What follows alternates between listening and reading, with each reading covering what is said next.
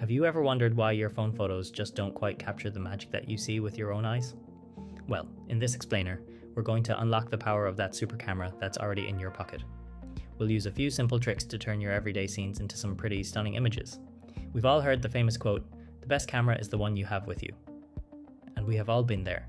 You're standing in some beautiful place. The light is just perfect. You pull out your phone to capture the moment, and the photo comes out looking kind of flat and lifeless. It looks nothing like the memory you're trying to save. It's so frustrating. The mindset shift. So, that really is the big question, isn't it? But here's the good news. The answer isn't some $1,000 camera. Nope. It's all about shifting your mindset and learning a few simple techniques to get the absolute most out of the powerful tool you're already carrying around. First things first, we have to stop thinking of our phone as a limitation. It's an incredibly powerful and versatile camera. The real limit, honestly, is just how we've been taught to use it, or maybe more accurately, how we haven't. You know, the key to overcoming any limitation is to first understand what it is.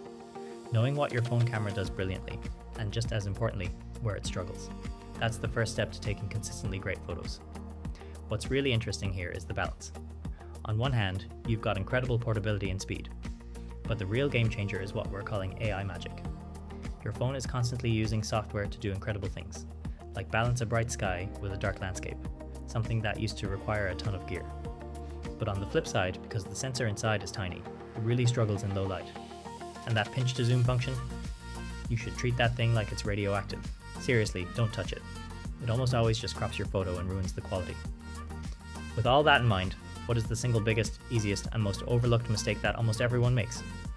The one thing that instantly ruins a photo before you even press the button? Yes, I'm being completely serious. Wipe your lens. That mysterious fog or soft haze in your photos isn't some artistic mist. It's the grease from your thumbprint and the lint from your pocket. Just wiping your lens on a clean bit of your shirt before you shoot is the simplest, most effective habit you can build. It is a total game changer. Okay, now that your lens is sparkling clean, let's talk about the single most important ingredient for any photo: light. Phone cameras have small sensors, which means they are hungry for light. But here's the secret: not all light is created equal. The real trick is learning to find the right kind of light.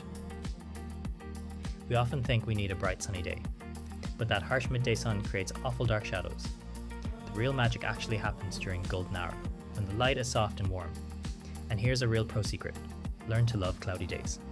Seriously, the clouds act like a giant photography studio light, diffusing the sun and giving you this beautiful, even lighting that's absolutely perfect for portraits or capturing details in a forest. So once you've found that beautiful light, it's time to take control. Instead of just pointing and shooting and hoping for the best, we're going to use a simple 5-second ritual to tell the camera exactly what we want it to do. This 3-step ritual will change everything for you. First, just tap on your subject to tell the camera, "Hey, focus right here." Next, and this is the pro move, drag that little sun icon down just a little bit. Phones love to overexpose photos, but by underexposing slightly, you preserve all the rich colors and details. See, you can't ever fix a blown out white sky, but you can always brighten up shadows later. Finally, use the 2-second timer. That way, you avoid any camera shake from jabbing at the shutter button. Okay, now for what might be my favorite tip of all. The absolute fastest way to make your photos 100 times more interesting has nothing to do with settings or light. It's all about where you decide to put your camera.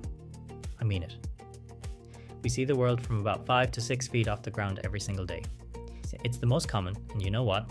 That makes it the most boring perspective possible. To create a really compelling photo, you have to break that habit, and this is how you do it. You get low. I absolutely love this phrase, the mushroom perspective.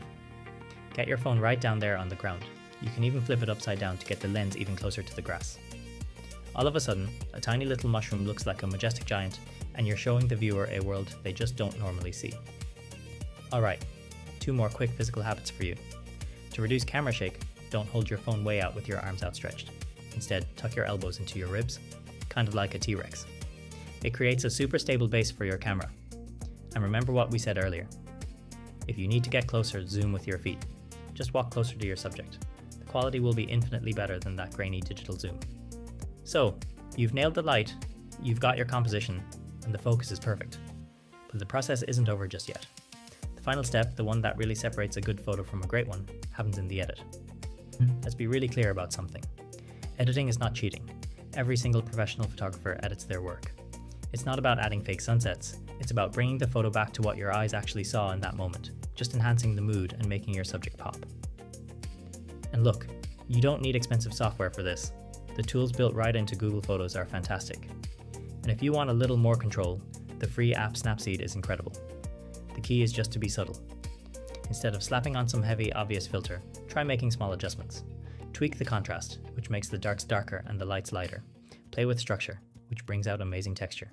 And maybe adjust the warmth to get the mood just right. So, to wrap it all up, even if you have an older phone or a budget phone, these 4 rules will make the biggest difference, I promise. Find good light. Never, ever, ever pinch to zoom. Always clean that lens. Spend 30 seconds editing afterwards to add that final pop of contrast and life. You really don't need a dramatic, epic landscape to take a stunning photo. Sometimes the most incredible subjects are right under our noses. So grab your phone, give that lens a wipe, and head outside. The real question is, what magic is just waiting for you in your own back garden when you decide to look at it from a mushroom's perspective?